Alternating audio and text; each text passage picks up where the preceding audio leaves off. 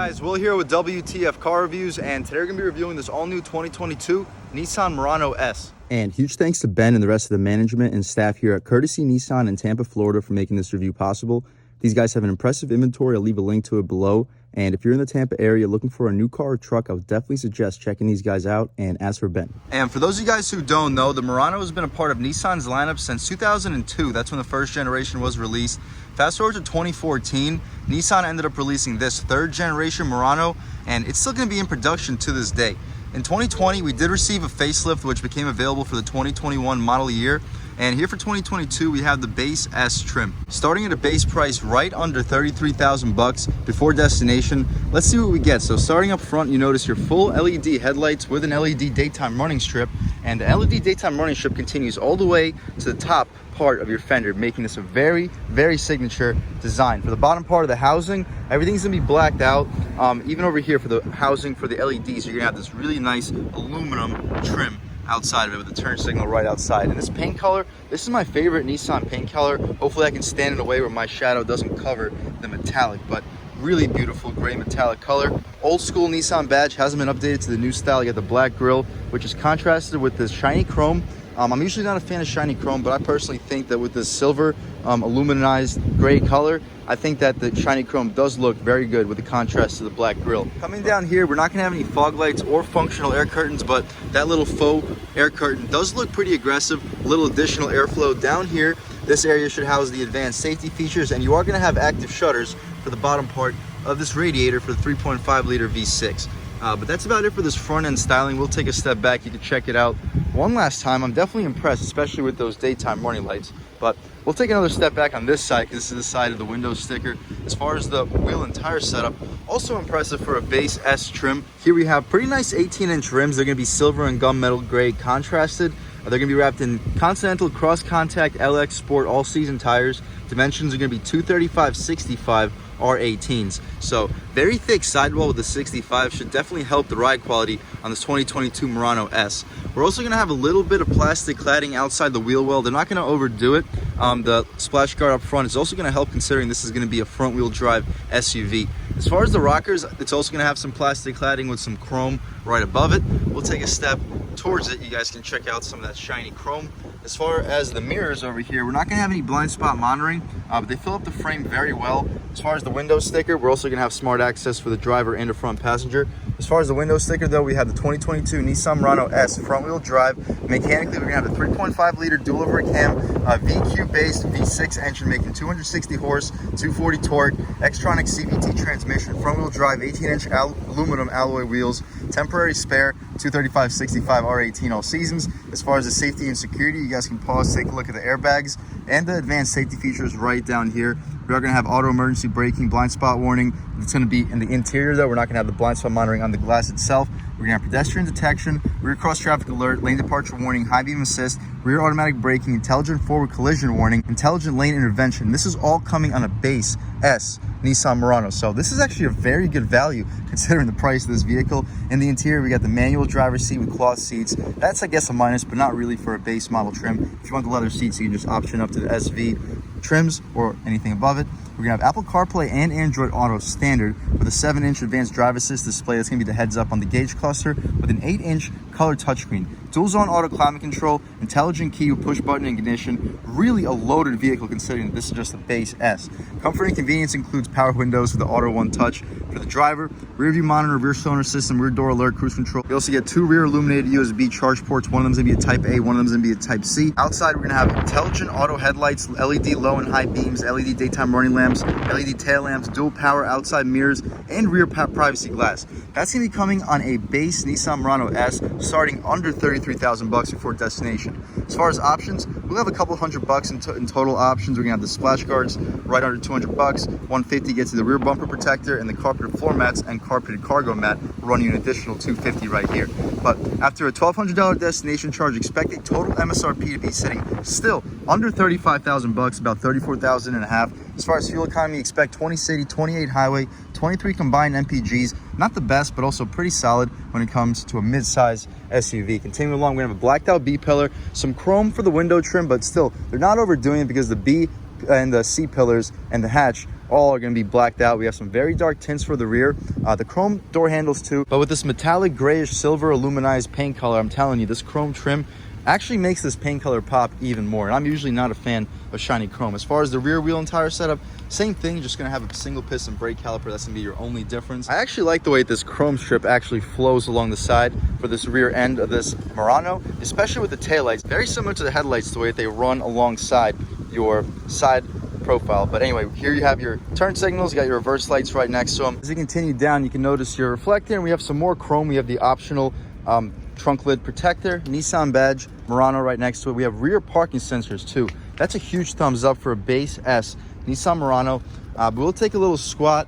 Back here, you can check out your dual exhaust tips, also not really expected. They integrate very flushly too. So huge thumbs up to Nissan for this base S trim for this Nissan Murano. I'm beyond impressed so far. Let's rev up this 3.5 liter V6 and hear how she sounds.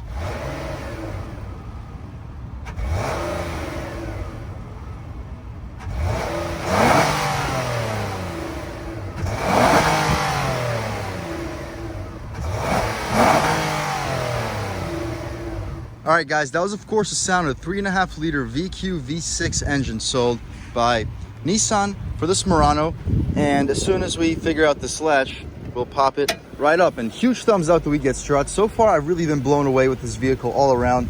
Here you have your 3.5 liter V6 making 260 horsepower, 240 pound-feet of torque, enough to get this 3,700 pound SUV to 60 in around like 7 seconds, maybe like 6.8 if you get a good launch. But very solid power plant, very linear delivery. We'll see all that once we take this vehicle out for a drive.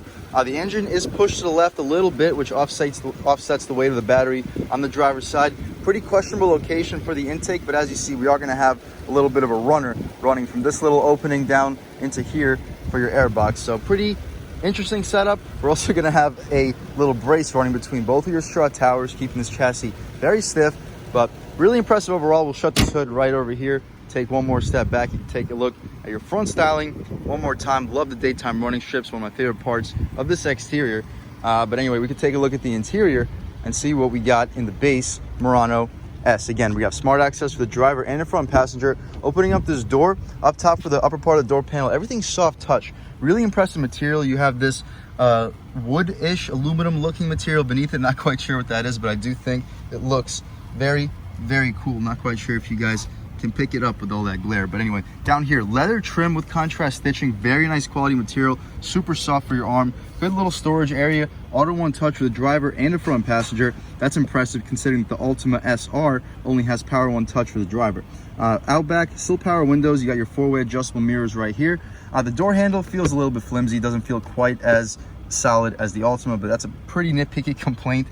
Down here, easily fit 12 16 ounce can, possibly fit a foot long right next to it. I wouldn't expect you to, but if you squeeze it tight enough, you could probably get it figured out. Stepping inside, we get an aluminum Murano nameplate too. Very nice for this S trim. For this S trim, we get the cloth seats, very soft cloth.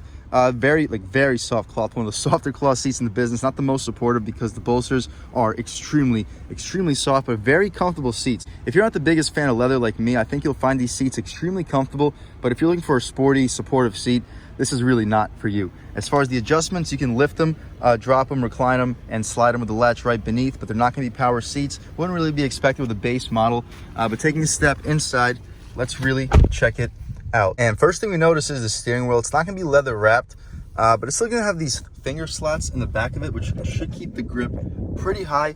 You have a little spoke on the bottom, so if you want to drive reckless with your arm on your lap, the steering wheel does allow it while having two openings. So for both armrests, you can have your elbow on each of them and drive with a comfortable position. But 9 and 3, very solid thumb slot. Again, the steering wheel, it's not going to be very thick, but it's pretty ergonomic. The areas that you're going to be using do feel very supportive. As far as the horn, it's going to be this rubberized plastic material. As far as the horn itself, really aggressive sounding horn. People should definitely be getting out of your way. As far as the steering wheel controls, right here, you can skip your songs, voice commands, call settings. As far as the 7-inch heads-up cluster, let's see what we have available. So right now we're looking at the TPMS. You can only see it while this vehicle is actually driving. Next to it, you have your warning review. There's currently nothing to be warned about. You have your overall settings. Let's take a look and see what we got. So driver assistance, custom display, vehicle settings. As far as vehicle settings, you have rear door alert, lighting, turn indicator, locking, and the wipers. To get out of here, we also have maintenance, clock, TPMS settings, unit language, key linked settings, as well as your factory reset. We also, for this cluster, get the digital speedometer. That's probably what I'll leave this at all times. Probably my favorite to look at. We also can see what song's currently playing, drive computer, and your fuel economy, as well as your driving aids at all times. You can see those from your heads-up cluster. So really useful cluster. But again, my personal favorite is just to look at the digital speedo at all times. As far as the tach, we go to about 6,500 RPM. The speedometer goes to 160 with the fuel tank right beneath it. As far as this digital cluster to continue, we can see what gear we're currently in. You have your gas tank, gas level, how many miles are on the vehicle. You got your advanced safety features to the left, clock. You got the temperature outside, so really useful heads-up cluster. As far as the turn signals, very satisfying click too. Auto headlamps, no rain sensing wipers, wouldn't really be expected, but it's still very nice to get auto headlamps. We're not gonna have any paddle shifters on the steering wheel, but if you want to use manual shift controls, we do have them over here, the plus and minus. So no, not the proper directions, but it's still nice to have manual shift controls nevertheless. To the left, we have our traction control, which you can disable. You can turn off your 360 sensing, adjust the interior brightness, and reset the trip. The air vents are going to be surrounded in aluminum. This area right here is going to be rubberized material, so no, not the hardest plastic. Some stitched leather up top above your gauge cluster, but this area back here is just going to be some hard plastic. To be expected for the S trim, but still, I'm super impressed with how many high quality materials this vehicle really does offer, especially for the price point. More of this aluminum looking trim outside your piano black, and your air vents, hazards in the middle. As far as your 8-inch touchscreen, also impressive. It's going to be an improvement versus the 7-inch that you would get on the Ultima S. As far as the settings, you have phone, AM, FM, Sirius, Bluetooth audio. That's for media. If you want to take a look at the overall settings, you can see the connections, clock, customizations. You can adjust between treble, bass to make your system more for you. You can adjust the system voice, so if you want whether it's a male, female voice with an accent or whatnot, you can adjust all that right over here.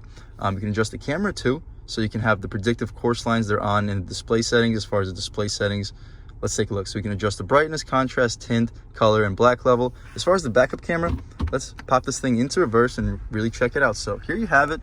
You could probably use a little bit more brightness and a little bit better of a resolution. We're not going to have any trajectory, but it's still nice that we do have guidance markers nevertheless. But putting it back into park, it immediately goes back to where we were before. We can pop out of here. I also like how you have these shortcuts for like menu. You got your call settings, audio, volume, camera, skip, back, all that. Very nice that you have all these shortcuts. Beneath that, we are going to get dual zone auto climate control on the base Murano S. We're not going to have any heated or cooled seats, of course. You got your start stop button down here, USB-A and USB-C. You have the aux port right next to it, 12 volt, 120 watt. Right over here, it's not going to be a cigarette outlet, but it does have the cigarette outlet cover appearance to it. But again, we already brought up the gear selector for your CVT transmission. We are going to have manual shift modes. You can downshift and upshift right over here. And just throwing it back into park, we have some storage. Good little area for coins, for keys and whatnot. The cup holders are going to be rubberized with a pass-through. Good spot for a phone with that aluminum trim outside of it. And the center portion over here is going to have that aircraft aluminum appearance that you had on the door panel. So pretty cool interior. I'm very impressed. If that's not enough, you have stitched leather over here for where your knee will often hit. Like I'm telling you guys, they really did not cheapen out when it came to the quality on this base Nissan Murano. The center console also stitched, contrast stitched, super soft. You have 2 pieces of leather with padding. As far as the console itself, absolutely massive. I'm not sure if you guys can really pick up the space and depth of this console. It's enormous. This area does not remove, but I'd still say you're easily fitting a 12 pack of cans in there. You could probably fit like 12 pens. We'll say 12 pens right here. You could fit like 4 things of chapstick. Very spacious of a center console, guys. Really impressive. You can shut this thing up.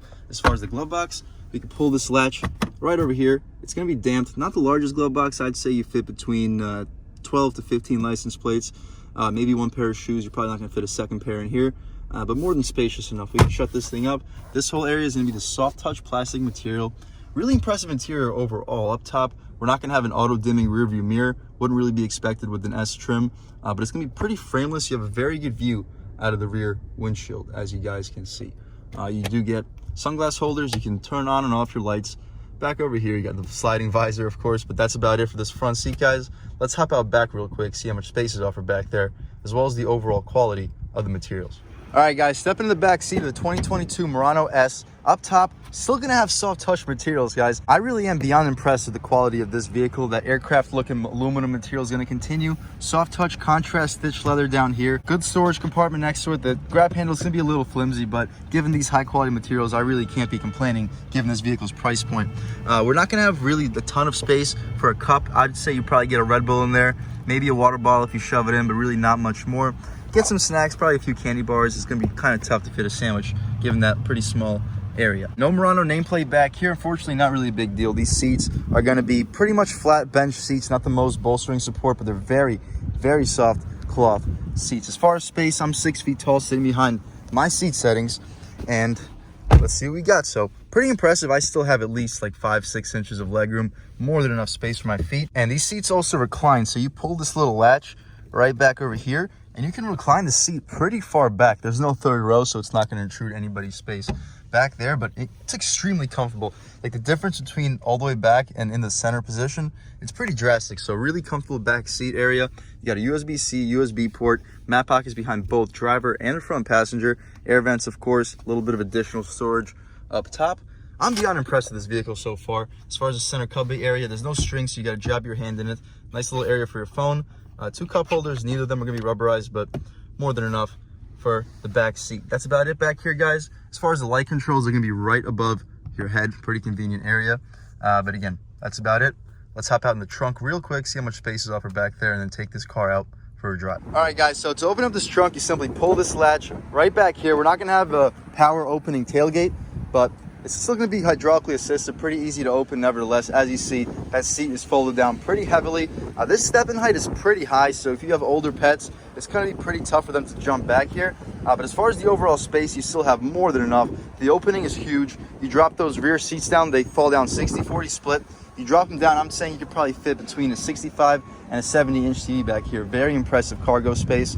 You lift this little area up. You got your spare tire with some space for some additional stuff. Not the most space, of course, but you can get some secret stuff back here around your spare tire. But that's about it, guys. We'll shut this trunk right over here, and let's take this 2022 Nissan Murano S out for a drive. All right, guys, now that we've seen just about everything we need to see with the inside and outside of this only 2022 Nissan Murano S, let's take it out for a drive. And so far, I'm actually beyond impressed with this vehicle. From the inside all the way out, starting with the price tag, I'm actually blown away with how much you get for the money so far with this vehicle. But we're gonna take this thing out for a drive, see if my opinion changes at all about this vehicle's value. But still, given the fact that you're gonna have a 3.5 liter V6, something that you just do not get anymore in the mid-size SUV segment, especially under the $35,000 price tag. But stepping out over here, barely in the gas, going to about 1,600 RPM, we're already at 30 miles an hour. The V6 has a very good torque curve, and this CVT really likes to work well with bigger, more powerful engines. CVTs really don't like smaller engines because it takes a little while to really get up into the power band, and it just feels extremely sluggish. But vehicles that have good low-end torque, the CVT is usually not quite as bad with those. But all right, guys, we have a little bit of open road right here. Should give us a good opportunity to see what this vehicle got off the line. Just off the line on the gas, a little bit of wheel spin, but ooh, this is strong. Wow, and we shift way before red line. So the red line on this vehicle is 400 RPM, 6,500, and we're shifting at like 5,200. So not quite sure why it's tuned that way. I'll test out the manual shift controls, see if I can get the revs above 5,000 RPM. But still, the acceleration is very strong.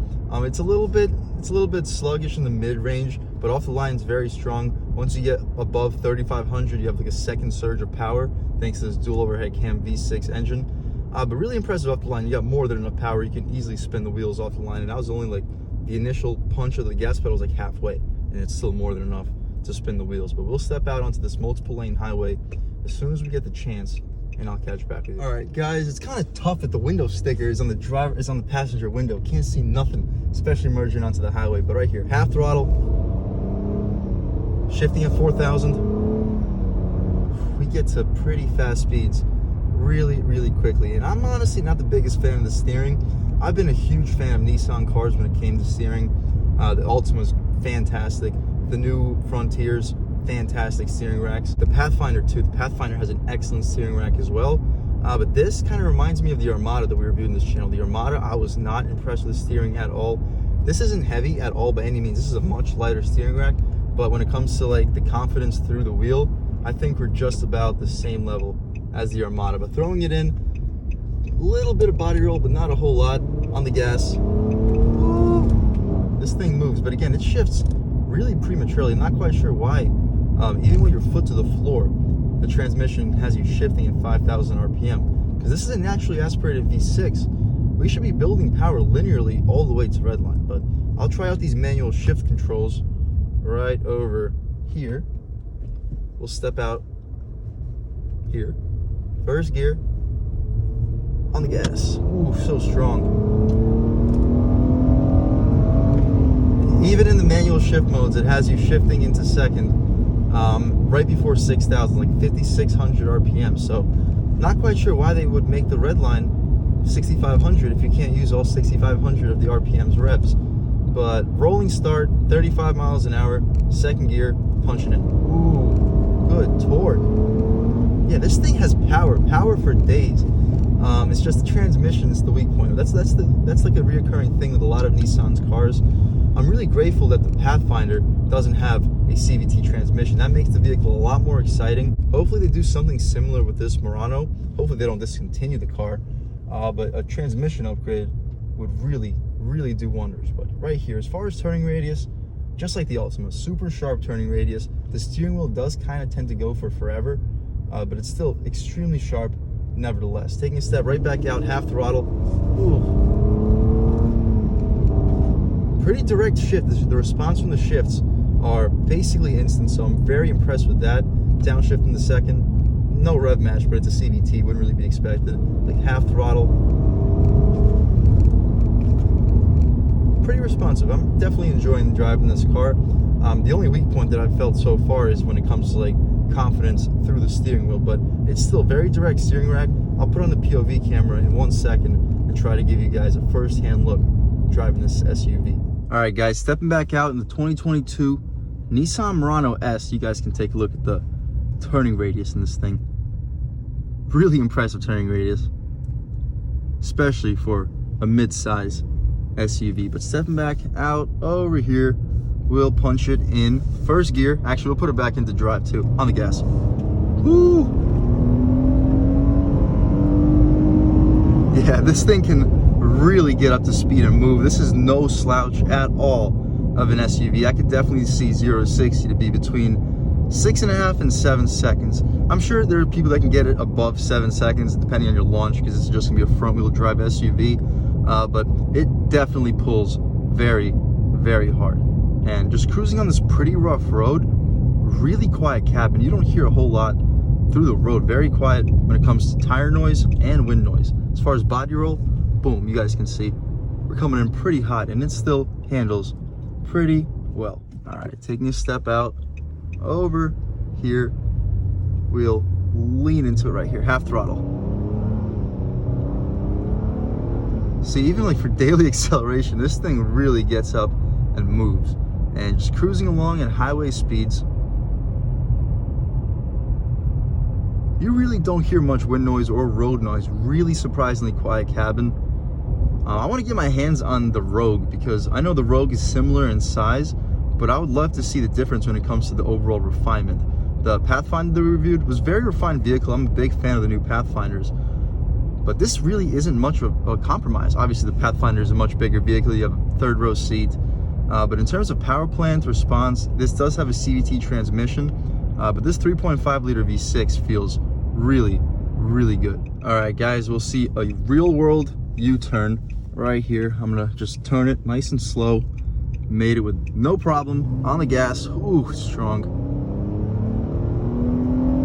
Yeah. Okay, we don't have to push it a whole lot farther than that. We're gonna be on the brakes. But as you see, before no time, you get to pretty serious speeds. And sometimes you have simulated shifts, sometimes you don't.